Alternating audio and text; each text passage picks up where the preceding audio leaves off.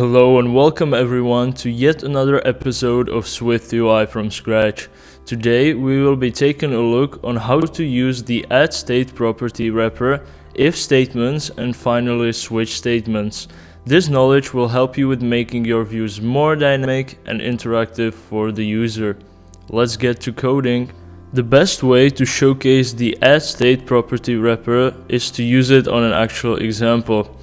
So in our content view, we will have our VStack, and after that we'll use a simple button view, leave the action empty right now and say that tap me on the text, and under the button we will have some kind of a text view. So let's now introduce a variable which will hold a number, and its initial value is going to be 0. And now what I want to do is whenever the user taps the button, I want to change the number, the value of the number, to a random integer. So we can, for example, say that a number is equal to int.random from a range to 0 to 25, for example. And in the text view, I want to display the value of the number. So I'll say number is equal to, and use the number property right here. As you can see, we get an error. We cannot assign a property to self because self is immutable. Let's try to understand what is happening right here. As we know from before, every view inside of SwiftUI is a structure. Every structure is immutable by default, meaning that you cannot change the value of its properties in the runtime. That is exactly what we're trying to do in our code right now. We're saying that the number is equal to 0, and whenever a user taps on the button, we want to change its value to a random integer from 0 to 25 in the runtime. We cannot do that only using the var keyword. For this, we have to introduce the addState property wrapper before the variable. Now you can see that the code compiles, and if we now resume and hit the live preview, whenever we tap on the button, the number changes to a random number from 0 to 25. This concept might be a little bit confusing at first, but let's take a look on what is happening in the background while using the addState property wrapper. When the user opens the application, a number is equal to 0. If we tap on the button again, we change the value to 16 this time. Whenever you're trying to change a value of a state variable, it forces the whole view to re-render again. That means that the view with a value of being 0 is destroyed, and a new view with the number being 16 now is re-rendered. So the struct is not changing in the runtime, it's actually destroying the view and making a new one with your new value. This process is happening so fast that it seems on your screen that you're only changing the value inside the struct. The truth is that you're destroying the old one and creating, re-rendering a new one with a new value, now of a 0. There are more property wrappers inside of SwiftUI that not only allow you to change a state of a view, but also can share values across multiple views, meaning that when a variable changes inside one view, it can also affect other ones. We will cover those in later episodes. However, a variable inside the state property wrapper cannot share its value with other views. That is why we will be marking every state property as private from now on.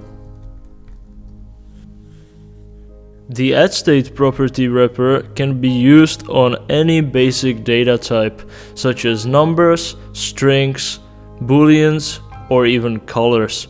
Let's take a look at a few examples to showcase the addState properties. Let's try using the color variable with the state property wrapper. So we will change the name to be a color and a type of a color and set it to green by default. And we will make some changes inside our code. So we will erase this action and this text view right here, and the button will say change the color right now. We will leave the action empty for now, and above the button will be a simple circle view. We'll set the frame, so the width will be 200 and a height 200, for example, and a foreground color will be our color variable. Let's resume the preview, and we should be seeing a circle and a button. What I want to do now is to change the color of the circle whenever the user taps on the change the color button, and set it to a random color. What I also need is some kind of other colors, so I will introduce a colors array, which is a type of array of colors, and I will put red, blue, and yellow, for example. So whenever the user taps on the button, I want to set the color to be equal to colors.randomElement. Now if we resume and hit the live preview, whenever I tap the button, the color of the circle is being changed to one of those three inside our colors array. So whenever the value of color variable is changed, the view is being re-rendered with the new value. Let's use a Boolean state variable, which is closely tied with our next topic, which are if statements. So let's change our code once again, and our state variables will be our bool, and it will be type of Boolean, and we will set it to false by default. Let's erase this text once again, and what we can do with the Boolean value is to show views conditionally using an if statement. So we can say that if the bool variable is true, then show a text bool is true, and else say bool is false. And inside the action we're going to say switch bool, and if we hit the resume right now, you can say it says bool is false because by default it is set to false. Whenever we tap on the button, I want to switch the value of the bool to be true, so we will get this text instead. So what I can do is to say bool is equal to true, very simply. Let's hit the live preview, and if I tap on the button now, the bool variable is set to true, so this condition is true, and we get this text. A better thing to do would be to keep toggling between true or false whenever we tap on the button, because when I tap on the button now, it stays true forever and we get this text forever. we can use a function called toggle on a Boolean. So we can say bool.toggle. And what this function does is that basically whenever the variable is false, it toggles it to true and vice versa. So now if I reload the preview, I can switch from false to true and from true back to false. So that is how an if statement works in combination with Boolean state property. With Booleans, there are only two available values. It's either false or true. If we have a variable which can have many more values, we can use a switch statement instead of the if statement to conditionally show and hide views. Let's try using the switch statement right now. We will change our variable to be a name of a number, a type of an integer, and its default value will be 0. Let's erase the if statements and also the action closure of the button, and the button will now say switch view. What I will do now above the button is start a switch statement which will be testing against the number variable. So this is almost like the if-else statement. So now when the number is equal to 0, I want to show a text view which says first view. If the number is equal to 1, I want to show a text which says second view, and we will stop with the third one. So let's say case 2 text third view.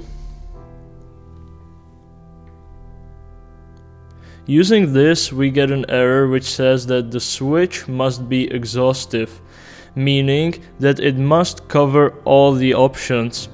An integer can be a whole number, and it can be 3, 4, 5, minus 5. This is not exhaustive.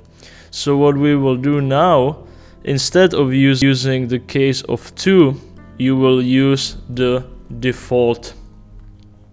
Meaning that this view will be shown whenever the number is something else than 0 and 1. Okay, the switch statement is ready, and we need to change the action closure of the button right now. So we can use the random integer function again, and every single time when the user taps on the button, we can change the number value to a random integer from 0 to 2. So it will either show the first view, the second view, or the third view.